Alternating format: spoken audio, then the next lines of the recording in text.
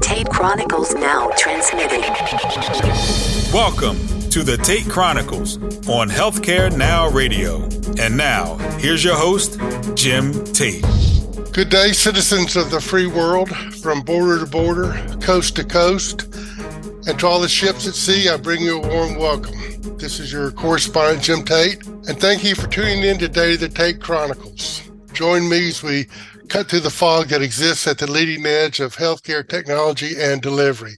I'm very pleased today. My guest is Dr. Will O'Connor, Chief Medical Information Officer at TigerConnect.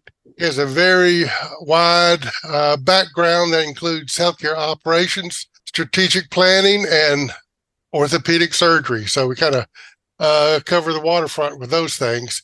TigerConnect offers a full suite of collaboration products and services to accelerate care delivery. Dr. O'Connor, welcome to the Tate Chronicles. Thanks for having me, Jim. The first topic I'd like to kind of discuss with you is an issue that's very much in the news, and that's what's going on in emergency departments in terms of overcrowding and wait times.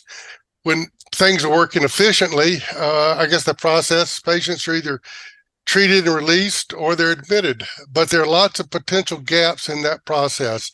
So let's kind of talk at first about some of the potential gaps and what's causing this overcrowding and wait times.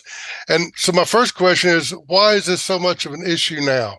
Yeah, it's a good question, Jim. I think that it's an issue now, particularly over the last few months, because of the increase in COVID and flu and other respiratory viruses that have caused many emergency departments in many areas to be overwhelmed with patients. And many of these patients are pretty sick. They're still getting their normal volume of patients that they would from other conditions. And once they arrive in the emergency department and you go to treat a patient, there's a lot of coordination that needs to happen around those patients, particularly if they are sick or injured in a way that's going to require multiple physicians or consults to treat that patient. Because the process for getting in touch with consults and finding the right person can often be very difficult, and it leads to delays in care. And when you have delays caused by inefficient communication, both with trying to get in touch with consults, as I was talking about, but then also trying to disposition patients out of the emergency department, perhaps admit them up to the floor, that also requires a lot of communication. And because of the inefficiency in healthcare communication in lots of places, you see this cascading effect where people are stacking up in the emergency departments. They can't move people through the system fast enough. And you're seeing left without being seen rates that I've never seen in my lifetime. And I talked to colleagues various times in the last several months, and on any given day, they may have half the patients walk out of the emergency department who are never able to get seen. And that is a huge number that I haven't seen in my lifetime. Let me take a step or two back and ask you maybe a foundational question. I wonder if we have a different demographic going to the emergency departments now. I don't know, maybe 10 or 15 years ago, if somebody had influenza, they might go to their primary care physician. But a lot of those folks can't get access to timely primary care, and so they just go to the emergency department? Is there a different demographic flooding in here? I don't know that it's necessarily a different demographic, but you hit the nail on the head in terms of lack of primary care availability and people being forced to use the emergency department for their primary care treatment. And that's not only extremely expensive and inefficient, but it also results in bad patient care because you're usually waiting until you're really sick and you haven't done the preventative things that you should have been doing as a patient had you had the proper primary care. So yeah, we're seeing that as a big driver as well. And I just know, anecdotally, even with the primary care physicians in my area, 5 years ago, I could get a same day appointment for me or a member of my family pretty easily. And now it's completely different. People are booking weeks and weeks and weeks out, and it's very difficult in any demographic to get primary care right now, depending on the area you're in. There's a big shortage, and you're absolutely right. It is contributing to the overcrowding we're seeing in emergency departments. So, there's these, to use the word, foundational factors that come into what's going on now. Emergency departments, just from a financial standpoint for hospitals, I know some aspects of a hospital, certain types of surgery are really positive cost centers for a hospital. Are emergency departments, are they very difficult to put into the financial equation for hospitals? You have any idea about that? It's a question I think is a good one, and a lot of it depends on your patient mix and the payer mix in the area where you are. And there's many hospitals that get a large percentage of their inpatients that come from the emergency department. And hospitals will all know, and they report on performance across specific DRGs, across specific payers, and they know the patients that they make money on and the disease conditions that they make money on, and they also know the disease conditions and the patients that they lose money on. And the best way to impact all of that is to try to be as efficient with care as you possibly can and move people through your system as fast as you can, so that it lowers length of stay and it lowers your costs, and then your margins are different. Whereas, if your length of stay is 6 days for a specific DRG, you might lose money on it. But if you can get it down to 4.5, you might make money on it. And that all starts with the emergency department and getting people move through there quickly. And if it does need to be an inpatient admission, getting them up to the floor quickly, getting them to the OR quickly, whatever the case may be, and getting them treated quickly. And what you're talking really there is best practices. It's one thing to identify these best practices. Some hospitals have difficulty, even if they know the best practices in achieving them. Now, one thing you kind of touched on a little bit is staffing shortages. How much is this contributing to the problem in EDs? Quite a bit. And you're seeing, staffing shortages in many areas, not only in the emergency department, but up on the floors as well. And, as we talked about a little bit earlier, if there's inefficiency happening on the patient floor and you can't get people discharged in a timely fashion, there's no beds available to send people from the emergency department. So then their patients are stacking up in the emergency department. The other thing that we're seeing is a lot of temp labor and a lot of contract labor in nursing. And a lot of times for a new nurse, if you're working in a new hospital, it's hard for that nurse to be as efficient as a nurse that maybe worked there for 5 years, right? Correct. They know the people, they know the process. So that's the other thing that is slowing us down. It's not just the shortage, but it's a lot of nurses that are traveling around whom are excellent, but if they're new to a facility, it's harder for them to execute patient care as fast. Absolutely. If they don't know the charting system, if they don't know the IV pumps, that just takes time and experience. And I know we're kind of focused right now on what the challenges are in wait times and overcrowded emergency departments. We'll get to some solutions in just a minute. But it seems like we've identified such things as staffing shortages, of course, the pandemics, these, flu. We got 3 pandemics kind of going on right now. Waiting for specialists on call. If you need a orthopedist to come down, you have to find out who's on call, contact them, communicate with them. So a number of things that are kind of kind of a perfect storm, I guess, Sure. as well as not enough primary care. That Yeah. certainly feeds into it.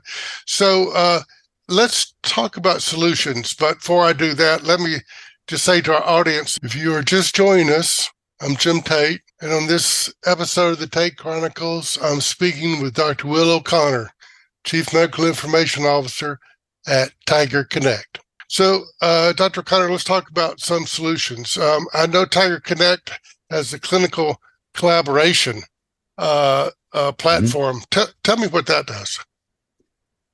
Yeah, it really is designed to alleviate a lot of the problems that we are talking about. And what we do is it is a communication system that we layer across a health system and include in that everyone that is involved either directly or indirectly with patient care.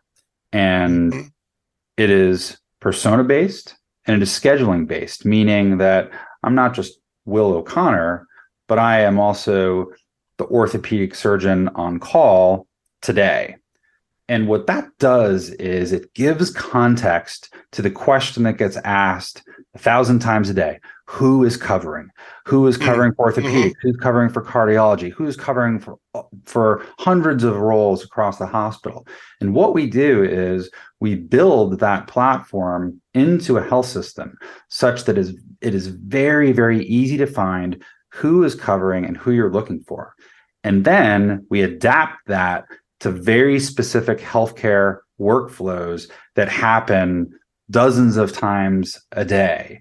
And we make those workflows faster and we connect those teams in a way that makes them much, much faster. I'll give you a perfect example. Great. So when a patient shows up at the emergency department and they're having a stroke, time is tissue, right? In this case, time is brain. The faster you can treat that stroke, if it is an ischemic stroke, meaning there's a blockage there, the quicker you can remove that blockage and restore blood flow, you will have a better chance of restoring brain function. When you're having a stroke, you're losing a couple million neurons a minute, right? It's a lot. So time is brain. And about average in the United States, if a person shows up with a stroke at an emergency department, about the average time until they get that treatment, it's a drug called TPA, to break the clot is about an hour. It's about 60 minutes.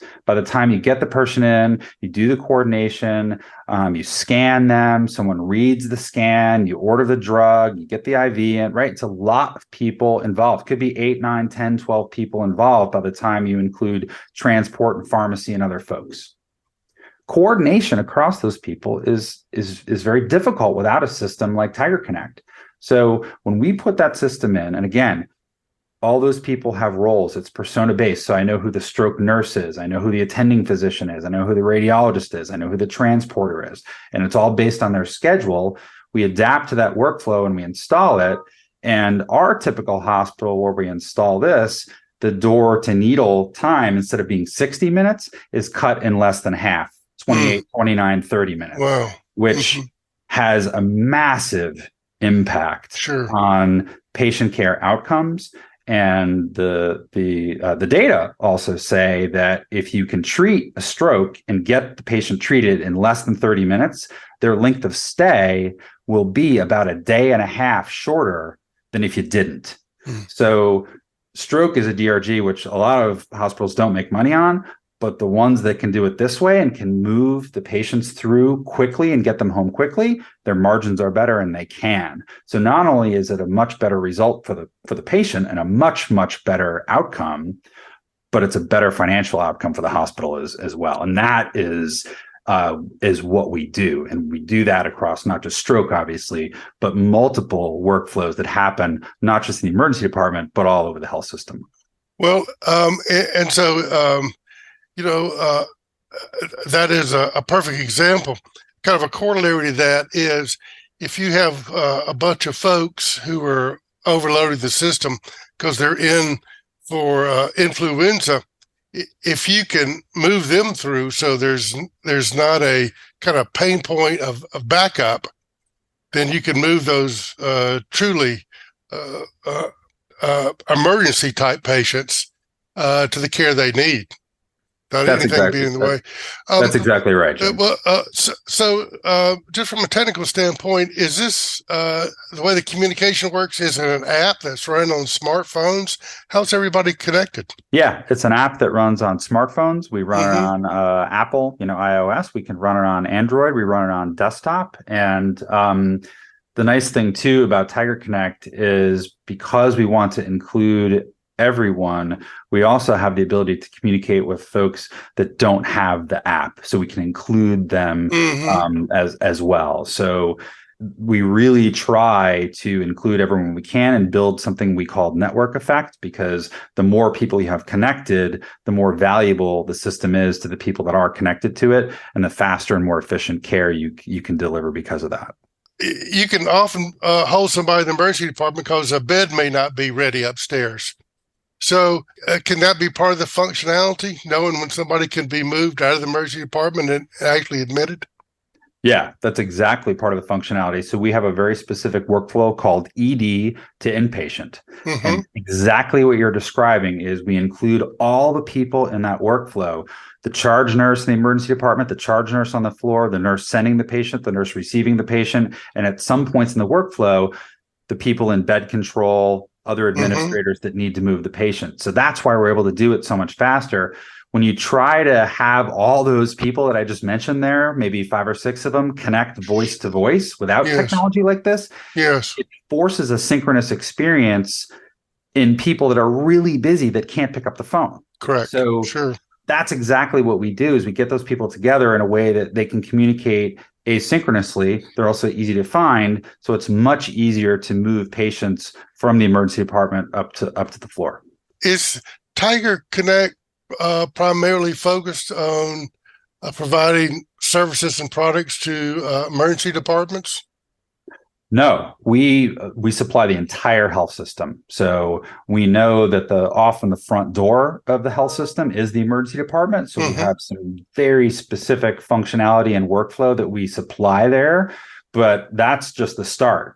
We are used in every department, all over the hospital, and really all over the health system, both inside the 4 walls of the hospital and out in the community. We connect into long-term acute care and rehab. And we also have a patient functionality where we connect patients and their families as well. So we really connect to the entire community of healthcare, both inside and outside the hospital. And you use the term layered, so it's totally agnostic to what EHR charting system is or any of that kind of stuff at all, sounds like. Completely. Yes, we integrate with all the EMRs that are out there and grab data from them that is important to the specific communication workflow that's going on at the time. But yeah, we integrate with all of them. Let me turn to another topic, kind of somewhat related to this. That's the question of nurse and I guess provider burnout. You didn't hear that term much 20 or 30 years ago, but we hear it more and more now. Why is that? What's behind it? I think there's a lot to it. I think that we've shifted a lot of burden to them, especially in terms of the EMR documentation. Pre-EMR was much easier on physicians and nurses. It wasn't as efficient, or it wasn't as connected, but it was easier. It didn't shake up. For every hour I'm spending in patient care today, I'm spending an hour in the EMR. Right? It's just it's a lot. It's a lot. It's been a big shift, and it's not easy to use, and it's a very large burden. And then when you combine that with everything that's going on in healthcare in terms of overcrowding, we're asking people to do more with less. We're putting nurses under tremendous stress. We're putting physicians under tremendous stress. The suicide rate for physicians has never been higher. We're losing more than a physician a day. We are really coming into a crisis here. So At TigerConnect, can we fix that problem? No, we can't fix it, but we certainly can help. We certainly can alleviate some of the cognitive burden that happens. And if I can save a nurse 2, 3, 4, 10 minutes every time they need to try to find someone and get in touch with someone so they can get help or care for their patient, we're doing a really good thing. And that's what we're really focused on, is giving something to providers, nurses, physicians, APPs, other caregivers that makes their job easier to do and alleviates some of that burden. So maybe we can save some folks from burnout and make their job a little less stressful. If our listeners want to contact TigerConnect or you to find out more information about services and products and resources, what's the best way for them to get in contact? Yeah, easiest way is to just go to our website, TigerConnect.com. And there they will find, information related to everything we've been speaking about. When I spent some time at TigerConnect.com yesterday, and I have to tell you, there's some really very informative recorded webinars and podcasts there. There's a lot of good educational materials. I learned quite a bit about this as I was doing a little research for this interview. So I certainly recommend people checking that out. Some good data. Kind of one final thing I'd like to ask you before we totally run out of time here, Dr. O'Connor, is the importance of the care team. I worked at a hospital many years ago, and it was such a team approach, and there was not a lot of technology, so we only had one way to communicate primarily, and that was face-to-face or voice-to-voice. And over the years, that kind of analog communication has kind of not been properly supplanted by technology. And it sounds like your collaboration tool, is the type of thing that we have to have moving forward. So folks are not having to wonder if a call they're made to a specialist is actually getting to the specialist. If it's been received, they need to keep that in their mind. They need to keep checking to see if a bed is ready yet, those kind of things. So just allowing things to be done kind of one time, as opposed to not quite sure if messages have gone through. So any last words from your side before we say goodbye? No, Jim, I think your last point is a really good one. We could talk about this all day, but, enabling that care team is exactly what we do, and connecting them in a way that allows them to deliver care more efficiently, more safely, is really how we think about the system, how we install it, and how we tune it to those healthcare workflows. So yeah, I think that's something we're going to continue to focus on and try to continue to make better, so that we can allow the nurses and doctors out there doing all this good work to do as good a job as they possibly can do. It's a complex situation and a challenge that really has been building for years, and kind of seems like we're at a point where substantial modifications of communication process really need to occur, and we appreciate the work that you're doing on that. To our audience, thanks for joining me on this episode of the Tate Chronicles, and I offer a special salute to my guest today, Dr. Will O'Connor, Chief Medical Information Officer at TigerConnect. Dr. O'Connor, thanks for coming aboard today. Thanks for having me, Jim. You can find more information on this show's program page at healthcarenowradio.com. Until we meet again, here's wishing you smooth sailing and safe harbors. Tate Chronicles transmission ending now.